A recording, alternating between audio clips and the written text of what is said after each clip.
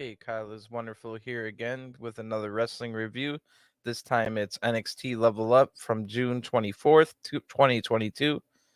And this is always, of course, one of the shortest shows that I watch of the week. It only lasts a half hour long. We got 3 matches every week. It's for some of the NXT people that are just starting out in the Performance Center or just haven't had too many matches on NXT. So I use this as definitely, I study all these so I can have some of the deepest WWE 2K22 streams in universe mode in the entire world, where I've got all the Performance Center guys, all and gals, as well as everybody on NXT. So I watch this show to make sure I can update the latest outfits and all the move sets and what finisher are they using now and stuff like that. So I definitely study this show a lot closer than most. So I've got a good understanding of what's going on here. And one thing I noticed when I saw the lineup of people tonight for the 3 matches, we will see the return of Fang from China. It's been about 8 or 10 months since we've seen Fang have a match. And kind of the same with Boa as well.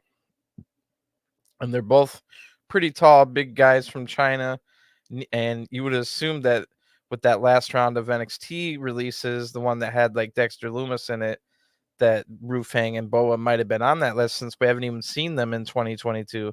But I had seen recently, within the last month, Boa replied to somebody on Twitter saying, yeah, he'll be coming back soon. And now, before we've seen Boa, we now get Fang. So maybe we'll see Boa in a little bit as well. And that'll be a little bit later on. But first out is Quincy Elliot. And every time we see Quincy, he adds more and more like gyrations and like adding more of like gold dust and world's largest love machine viscera to his gimmick. Um, and he quickly twerks on the commentator on his, so he's making his entrance, Quincy Elliott, and he's like, he doesn't quite twerk on him, but he's also like dancing with his butt in leather pants right by the small um announcer guy, where Quincy's like 6 foot something and 350 pounds or something like that. So not quite as big as Viscera. Viscera was like 6'7", 6'8", 420 pounds, something ridiculous like that. But little mini Viscera, and looks like they're kind of giving them the world largest love machine gimmick more and more here. Hopefully that kind of stuff can stop if Triple H starts taking over NXT, which I haven't mentioned yet. But if you haven't been following the rumors, I'm sure you have. But there's a small possibility that Triple H could be taking over NXT again very soon. We don't know if that means like I said, I think I think it's small at this point. Otherwise, um, it's just, it would be amazing. And it's not like I don't think he's going to break down the door and have the black and gold. We're not going to tune in on Tuesday and all of a sudden it's going to be black and gold version. The 2.0 is gone and Triple H is the first person to come out on Tuesday. I'm not expecting that, but although that would be insane. Can you imagine? But I think things like Quincy, they totally turned when Quincy Elliott first started. He was completely just like, um, his gimmick was that he was feuding with Joe Gacy, because Joe Gacy originally brought Quincy Elliott in when Joe Gacy was doing the woke leftist thing, and he was talking about Quincy Elliott as someone that should be able to go for the cruiserweight title, and why is he being excluded because of his weight and stuff like that. So Quincy Elliott kind of went from that character, who eventually turned on Joe Gacy, but then went to low level NXT over here on Level Up to get some training once that happened. And ever since then, they've slowly but surely put more and more like tighter clothes, even more effeminate stuff from Quincy. Now he's got a little bit of a gold dust and slash Big Daddy, world's largest love machine version of Viscera, the one that was on Raw in like 2007, accosting like Trish Stratus, if you remember that stuff. So straight out of like the Bruce Pritchard playbook, who we all have assumed that's taken over a lot of the creative and ever since NXT became 2.0. So with Bruce Pritchard now having more roles to do, now that Johnny Laurinaitis is fired, Bruce Pritchard might not have enough time to be doing all of this stupid stuff with NXT, like making Joe Gacy a cult leader, for example, or turning Quincy Elliott into Gold Dust slash world's largest love machine Viscera. So we'll see where this goes. Quincy seems to be having fun out there, so it's not me to judge if that's what he wanted to do. But it looked like he was more along the lines of, he was effeminate and he looked like bi or something like that, but he wasn't like rubbing up on people and humping the air and stuff like that. But and now more and more that's been coming on. Bryson Montana is going to be the opponent for Quincy Elliott, and Bryson Montana comes out looking jacked, but he still gives up a ton of weight to the 350-pounder Quincy Elliott. And we've seen these two team up once on Level Up in the past, and this is going to be their first time as opponents. I think this is only like the third match for Bryson Montana, and Quincy Elliott's probably up to like 10, somewhere between 10 and 11. And first time as opponents, like I said, Bryson shows that he's quicker than Quincy right off the bat. Bryson's showing his quickness. They tell us that Bryson was in the Navy and he got promoted super quickly due to all great performances he was doing. And Bryson was inspired to lift, or at least they tell us was inspired to lift by Bobby Lashley. So Bryson has dominated since the beginning. It seems like Bryson's playing the heel role here. So the crowd's rallying behind Quincy Elliott to after all this beatdowns, and most people on Level Up don't really have a clearly defined heel or face role, especially these guys are just starting out and haven't been on NXT television show yet. So they don't really have the fully fleshed out character, a lot of these guys and gals. So it's really like sometimes they'll work a match as a face, or sometimes they'll work it as a heel just to get some training so that they know what to do later on when they might have a heel turn or whatever. So I've seen Bryson Montana wrestle as a face before, like when he was teaming with Quincy Elliott, and now he's working as a heel here, getting a lot of heel heat, doing a good job. We got to see a lot of different moves out of Bryson today. He was just dominating Quincy, and Bryson is able to lift up the 350-pounder, but then loses his balance or whatever under the weight, gets crushed under the weight, and that finally gives Quincy the opening to attack. Quincy's new nickname is something Diva. I didn't quite catch what they said, but Quincy's putting the word Diva attached to his name, or at least his nickname now, and he loves fashion, we're told.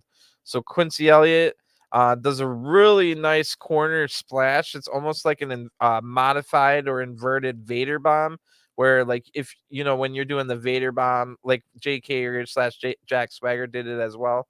But the Vader bomb, you run to the corner and then jump up with like your feet behind you with your, and then land with the splash. But this one is like you're just leaning on the corner with your back, so your back's to the post, and then you kind of springboard up and then do a splash. So something I haven't really seen, a variation of the Vader bomb. I like that move for Quincy Elliott, and that was the first time we ever seen that. So we don't see Quincy Elliott really win much, and we're told this is his first win. So Quincy Elliott picks up his first win. We got to see his finisher for the first time, a modified Vader bomb. Really good stuff. We also got to see a ton of different moves out of Bryson Montana. So I'll definitely have to go rewatch this one again when I've got the 2K out, so I can start putting in a little bit more of Bryson's real moves. And now we know that Quincy does a Vader bomb. What I was having him do, so like I do have to choose finishers sometimes for these guys. Like we've never seen Quincy Elliott win a match, so we didn't know what his finisher was. So it previously was the bonsai drop from Yokozuna, but there also is his I don't know whose move it is, maybe Naomi, but there's a twerking standing moonsault that I gave as Quincy's setup move. I don't know if he can do a standing moonsault, but it definitely goes along the lines of he likes to twerk a lot now. But yeah, good match. That was the 1 out of 3. So every time it's 3 matches, and these only last a half hour long. There's no other. When you watch them live, at least when you watch it live on the WWE Network. But if you don't watch it live on the WWE Network, then Level Up goes over to Hulu. At least this is all in America. I don't know how the rules are. And I kept saying WWE Network. I meant Peacock. So you can watch Level Up on Peacock at 10 o'clock Eastern, 9 Central every Friday on Peacock Live. But if you don't watch it live, then you can't even rewind or anything. Then you're stuck to having to go watch it on Hulu if you even have Hulu. But if you do, it's on Hulu, and then it's an hour version where they add and glue a bunch of Raw highlights onto it. So it's probably going to show you like some of the Becky Lynch Asuka match and stuff like that. Of course, you can rewind or fast forward through some of that, but then you get the ads that you have on Hulu potentially. So I always make sure to watch Level Up live, which is why I don't get I don't even get out my first review until a little bit later or like for SmackDown, because I got to make sure I watch Level Up live. Anyway, Kiana James is out next. We're gonna have a women's match to break up the two other men's matches, and no tag team matches this week. Kiana James, like within her music, there's like a spooky ghost sound. Like I kind of forget what it is now that it's been like an hour or so since I've watched it, but it's like woo and stuff like it in the background of her music, and it's really ridiculous. It doesn't fit her. She doesn't have a spooky character whatsoever. So, um, Kiana James has really been working on her entrance. So if you don't know, she's got like a businesswoman gimmick, and she comes out wearing glasses, and she also like can compute with math how to beat you, kind of harkening back to uh, Alexandra York back in WCW. If any old heads around here watching this, but whoever taught her or told her how to walk on her entrance, Kiana does this like really cocky like walk, and it's really freaking annoying. Like this walk just kind of bugs me. And whoever taught her that or told her that is really knows how to get true heel heat, because that's the most annoying walk I've ever seen. I it's hard to explain it, how a walk could be annoying, but it was like the visual of nails on a chalkboard, her walking, and that's what she's trying to do. Kiana James is an established heel, and Brooklyn Barlow will be her opponent. We've seen Brooklyn have about 3 matches on Level Up, whereas Kiana James has been featured on Level Up, and she's been around long enough when it was 205 Live, and then she was in the Breakout tournament, so she's had matches on NXT. She even took on Ivy Nile, challenged Ivy Nile a couple weeks ago. So Kiana James, we've never seen on TV. We have seen on TV. Brooklyn Barlow has not appeared on NXT so far, but Kiana James has never won a match. She's had a lot of matches on the roster, including tag and singles matches. Never has won a match yet. Brooklyn Barlow hasn't either, but this is only her third. So somebody's going to get their first win here. And Barlow's music sounds like something Tony Storm would come out to, just to give you an idea what her music's like. The second time that we've seen Brooklyn Barlow in this new outfit of hers, it's really, really good looking. Not her original outfit was maybe a little cheap looking, but this new one is one of the best looking outfits on the roster. Like really looks professional now. So I like where Brooklyn's going with that. She's also got her hair done up kind of like a Lundra Blaze would back in the day, which is pretty cool looking. So like nobody else has that hairstyle right now. But yeah, Brooklyn looks really super professional in that outfit. So we start with some nice grappling out of the ladies, and Kiana hits a nice shoulder tackle, so showing some power there. We get a drop toe hold by Brooklyn, was a little bit awkward or mistimed. I think maybe it was Kiana's fault, because all Brooklyn has to do is drop to the ground and trap the leg. I think Kiana didn't quite get hooked or didn't go down when she should have. I don't know. It didn't kill the match, but a little awkward on that one. Kiana shows some nice aggression in this match, and it's really weird how different she looks with the glasses on during the entrance, and then how her face looks during the match. Like I wear glasses myself. Like I know what I look like without them and with them, and I like yeah, it's a change, but like she looks like a completely different person. Kiana's all over Brooklyn and Barlow in this match. Kiana James puts a bunch of holds on. The crowd's trying to rally behind the babyface Brooklyn, and they don't have her do the comeback. So the crowd is gracious and enough to try the rally spot again, and they start cheering at Brooklyn on because she's stuck in a hold.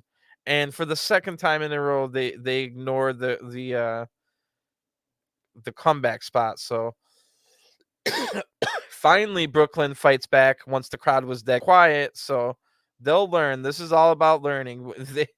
One thing you have to do is once that crowd starts cheering you on there, even if you were supposed to be in that hold for another, I don't know, 15, 20 seconds, do the comeback now. Or at the very least, if you thought that, all right, I'm not going to do the comeback, and then they come back and do it again for the clap, you definitely have to go for it. Because look, when you did do the comeback, the crowd was already over it.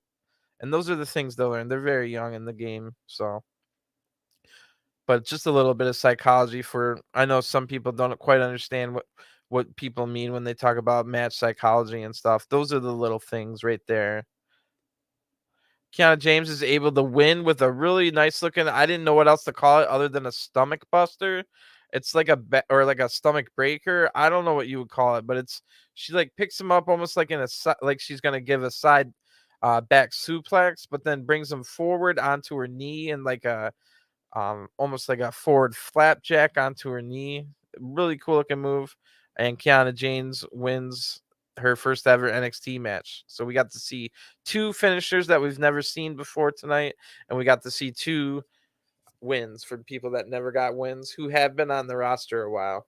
Quincy Elliot and Kiana James both on the roster way longer than Bryson Montana and Brooklyn Barlow. So they'll get their wins eventually, but Quincy Elliott and Kiana James had to work hard for those.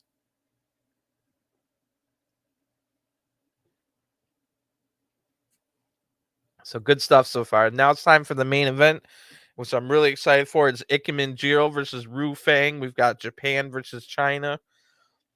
Ikemen Jiro comes out first to his amazing music. The crowd's cheering Ikemen Jiro on big time, but someone in the crowd gives Ikemen the 2 thumbs down.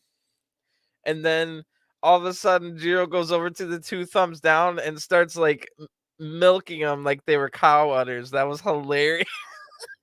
I don't know if they worked that. It was probably a plan or like they worked that out beforehand. But holy crap, that was so funny. I can't believe he just milked that man's thumbs. Anyway, Fang comes out as excited to see if he had a different outfit or a gimmick change or a makeover in any way. So Fang, first I noticed that he is wearing the same pants and stuff that he had before, which is fine. It was a really good look. He wears like martial arts pants, but they're like leather with a purple dragon on them and a nice looking belt, not quite like a karate belt or whatever, but like a kind of like a kung fu belt, and no top. And but I do notice Fang does have a new haircut and it looks good on him. He was wearing like he had really long hair before with a little bit of like a ponytail in the middle, kind of like not like a samurai, but you know what I mean, kind of along those lines. Since he's not Japanese, but still kind of the same premise. But now he's got it's still like not super short, but it's definitely way shorter. He cut at least half of his hair off. Fang's looking good. So if you guys haven't seen Fang before, just like Boa, which I'm sure you guys have seen, remember his feud with his last feud that he had on TV was with Solo Sikoa, where when Solo Sikoa's burn, so Boa had burned Solo Sikoa, so then they had a fake burn, like a scar, like a fake one on Solo Sikoa during this match. And by the end of the match, the burn was gone. It had fallen off at some point during the match and was laying on the ground. That's hilarious. Anyway, Fang and Boa are both about 6'4", 6'5". They've got some good size to them. They're both from China. And like I said, they've both been missing for about 8 months at least, and great to see that they haven't been released. So Fang is really great at striking. I've seen that in the past. He's got great kicks, great forearms and stuff. Good martial arts basis to his attacks. And Ikemen does some funny spots in this with his jacket and while laughing and stuff. He also trips Fang on a nice counter where he then goes on the ground and trips him. That was a pretty cool move. Then I forget what they call that Eddie Guerrero flip. Is that just a Tope con Hero where Eddie Guerrero flips into the ring? But we get that from Ikemen Jiro as well. Really good. But on that, all the weight from Ikemen lands on Fang's back. It looked, even the announcers go, "Oh, Fang's spine." But Fang looks all right. He gets right up. Fang, like a really cocky walk around the ring. And while he was doing this, I noticed like with his new haircut and stuff, he definitely looks like a star. He looks like someone that could definitely be marketable, and like the women and some of the men would even like, if you know what I'm saying. So the new haircut helps a lot, I think. And this is definitely a guy, I think you could put Fang in the maximum male models if you wanted to. He could definitely fit. And I don't know what else you got for him on NXT. This is a guy that's been on the NXT or in and around the Performance Center for years. Him and Boa both. So I think you could get Fang. If you really want to go with this maximum male models thing, you could put like Mansoor Mace and like a Fang and maybe one other big guy. You could have it be a 4-man group with 3 kind of like under low level guys, and then if you can find one good guy to put him with, maybe Giovanni Vinci would be good enough to fill that role. I know he's not known by the general populace yet, but he's so good in the ring that he could really pull that off. So one thing I just noted in this match, now that Fang's back and he's got a new haircut, that I think he could pull off that maximum male models if they wanted to call him up there. But we'll see what they do. We haven't really ever had Fang featured on NXT television, unlike Boa, even though they've both been around almost as long as each other. So Fang, we haven't seen him much on NXT TV, where Boa we have. And good to see Fang again after 8 months. Anyway, this match wasn't over with yet. Fang works the leg for a little bit and puts a half crab on, but his legs are like so long that the half crab didn't really look good because he couldn't really sit down. Like, his legs were double the size of Ikemenjiro's legs, so the move looked pretty bad. Maybe take that out of the arsenal and find a different hold, maybe like a heel hook or something. Ikemenjiro fights out with a monkey flip. That looked nice. Then we get jacket punches 5 times in a row where he puts his hand in his pocket of his jacket, because Ikemenjiro always wears a crazy jacket and then wrestles in the jacket like a sports coat jacket that you would wear with a suit. So he just wears like the regular wrestling trunks, knee pads, and boots, and then he's got a up top no shirt with a sports coat jacket, always with some kind of crazy design, different every time.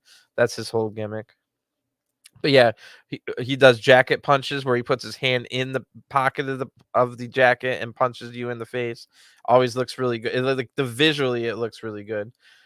Jiro makes sure to sell his knee this whole time, so all that working over the knee that Fang did, really good stuff by Ikemen Jiro to sell it. A lot of freaking wrestlers don't sell that once they get their comeback going. Fang fights back but eats an enziguri, and then we get the Shining Wizard. I can't remember what they call it, but it was a Shining Wizard out of nowhere. 1, 2, 3. Ikemen Jiro gets a win. He has won before on NXT television or Level Up or 205 Live, probably all three at this point. But really good stuff. I enjoyed that. I've enjoyed all 3 of these matches tonight. We had 3 big wins for people that have been finding it tough to find any wins. 2 of those people had never won before, period, on NXT.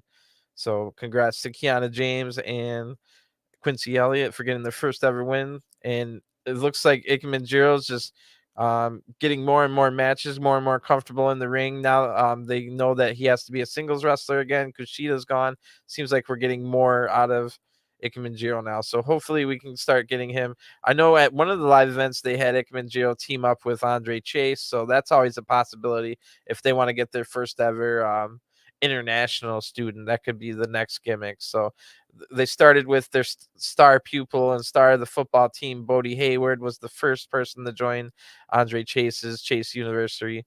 Then they got their first woman. That was recently in Thea Hale, and maybe their first foreign exchange student, or however you want to say it, with Ikemenjiro next. So that could be something where they go. That could be interesting. But yeah, enjoyable show. We got to see the return of Fang. That was nice. And then the other 2 people, Brooklyn Barlow and Bryson Montana, they haven't been there. It was only like their 3rd or 4th matches. So great to see them out there. Overall, thumbs up from me. You don't go into this show expecting to see anything above 2-star matches. So it's just about watching people grow. Hopefully some of these people that we watch on Level Up end up becoming big stars in the next decade. More than one, hopefully. But if there's only one, it still kind of makes it worthwhile. Like maybe Bryson Montana goes on to become like bigger than Brock Lesnar, and we just don't know it yet. But I was here watching him on Level Up at the very beginning. So that's the draw for it. If you, like I said, I also do it for the streams, and you can go check out all those streams. I'm all the way up to 2023. I've done 93 or 94 episodes, something like that. And I think if you're watching this Level Up NXT review all the way to the end, you're the kind of person that would enjoy my streams. So even if you want to skip around and only go to NXT, I've got all these guys: Bryson Montana, Brooklyn Barlow. Brooklyn Barlow's already been in part of a faction. She held the tag team titles with Sophia Cromwell for almost 200 days, and now has lost the titles to Saray and the Rock's daughter Ava Raine. So there's already been so many stories going along. You can find all those on the streams. So if you're interested in some of my fantasy booking of the Performance Center. But yeah, that's all I've got for this show. I can't believe I almost got a half hour out of a half hour show, but that's how it goes. I love talking about NXT. So I review all the shows, but if you're an NXT fan, I'll definitely be back Tuesday. Who knows? Maybe Triple H is going to open the show by destroying the 2.0 logo and everything goes back to black and gold. I'm not going to hold my breath, but you never know. That could literally happen on Tuesday when we tune in to NXT 2.0. So I'll be back with a ton of reviews before that. But if I don't see you till then, have a good one. Have a good weekend. And I'll talk to you again soon. Peace.